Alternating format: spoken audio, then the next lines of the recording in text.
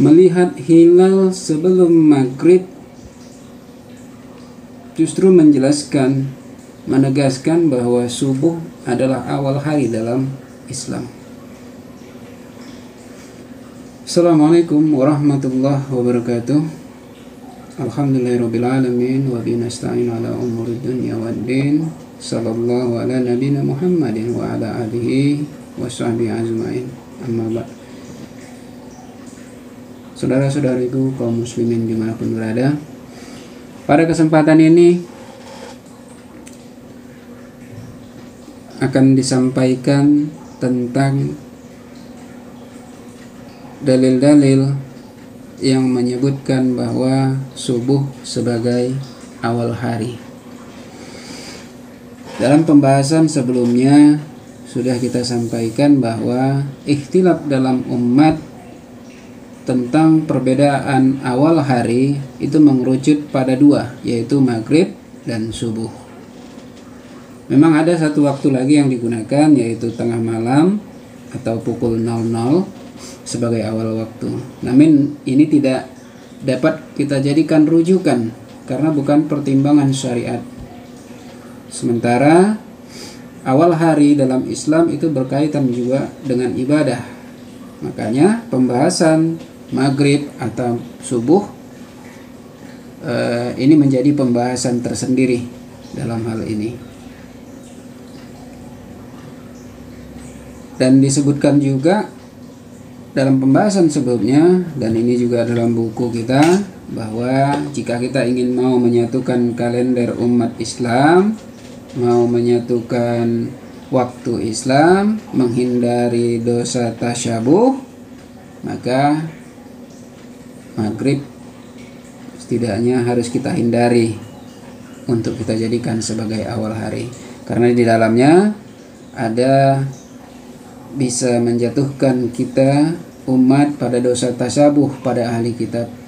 Hal ini karena maghrib adalah awal hari yang telah jauh-jauh hari digunakan kaum Yahudi sebagai awal harinya dan kalendernya, dan ini juga menjadi bagian daripada ibadah mereka. Makanya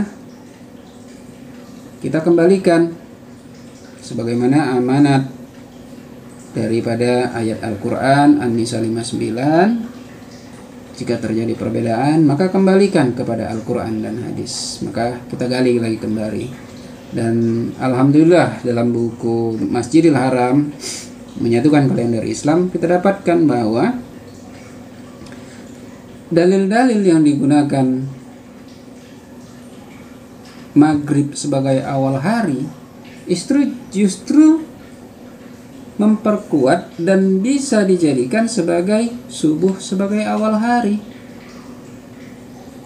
Dan memang maghrib sebagai awal hari dalilnya itu disebutkan tidak tegas.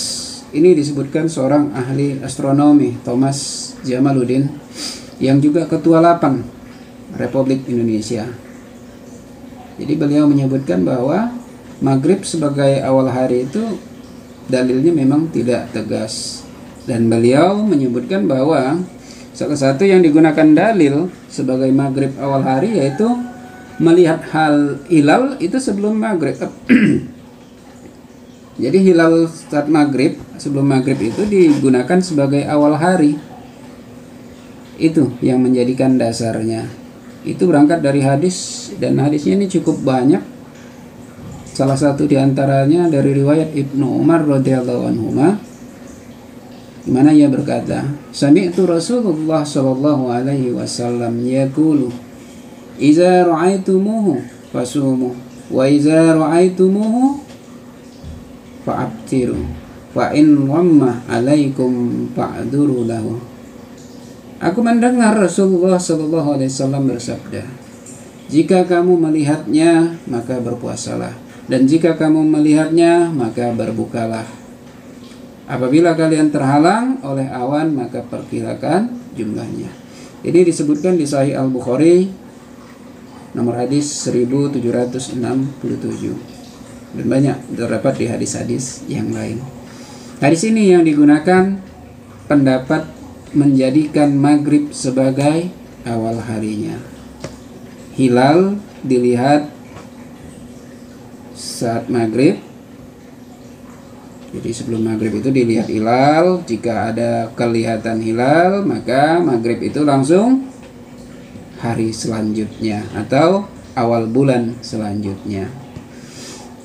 Padahal hadis ini bisa juga digunakan oleh yang berpendapat subuh sebagai awal hari, di mana salah satunya itu negara Libya.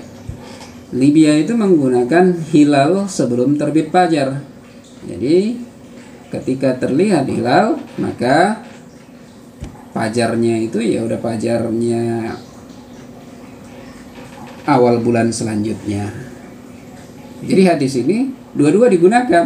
Yang subuh awal hari juga menggunakan dalil ini, yang melihat hilal di maghrib juga menggunakan hadis ini. Jadi hadis ini dua-dua digunakan, hanya perbedaan waktunya aja. Yang maghrib menggunakannya saat maghrib, yang subuh menggunakannya sebelum subuh. Jadi dalil ini bisa berbeda makna. Namun meskipun demikian, katakanlah ini digunakan oleh yang berpendapat bahwa maghrib sebagai awal hari. Ketika melihat hilal, tidak otomatis maghribnya itu udah jadi milik bulan selanjutnya. Katakan kita ini mau maghrib, kita udah melihat hilal udah terlihat. Bukan berarti maghribnya itu udah maghrib bulan selanjutnya. Karena kita harus nunggu dulu sempurna hari itu. Kapan sempurnanya hari itu? Sempurnanya hari tunggu sampai sahar. Kapan itu sahar? Beberapa waktu sebelum subuh. Itulah penghujung hari. Itulah sempurnanya hari. Jadi tunggu dulu sempurnanya hari, baru kita memulai hari. Apa dalilnya? Ini disebutkan dalam surat Al-An'am ayat ke-60. A'udzubillahi minasyaitonirrajim. Wa huwallazi yatawaffakum bil-laili wa ya'lamu ma jarahtum bin-nahari summa yab'asukum bihi liyuqda ajalum musamma. Dan dialah yang menidurkan kamu di malam hari, dan dia mengetahui apa yang kamu kerjakan di siang hari. Kemudian dia membangunkan kamu pada siang hari untuk disempurnakan umur yang telah ditentukan. Apa artinya? Sempurnanya umur seseorang itu setelah siang, setelah terbit fajar. Jadi tidak ujuk-ujuk, tidak otomatis langsung ketika kita melihat hilal bisa langsung kita terapkan bahwa maghrib itu adalah bulan selanjutnya, awal hari, awal bulan selanjutnya. Tapi kita mesti menunggu sempurnanya hari. Kapan itu? Setelah selesai sahar, yaitu masuk subuh. Jadi malam atau maghrib ketika kita melihat hilal itu masih dalam bulan yang sama. Mudah-mudahan ini bisa menjadi salah satu pertimbangan bagi pemangku umat, para ulama, untuk mendudukkan kembali awal hari dalam Islam sesuai dengan Al-Quran dan hadis.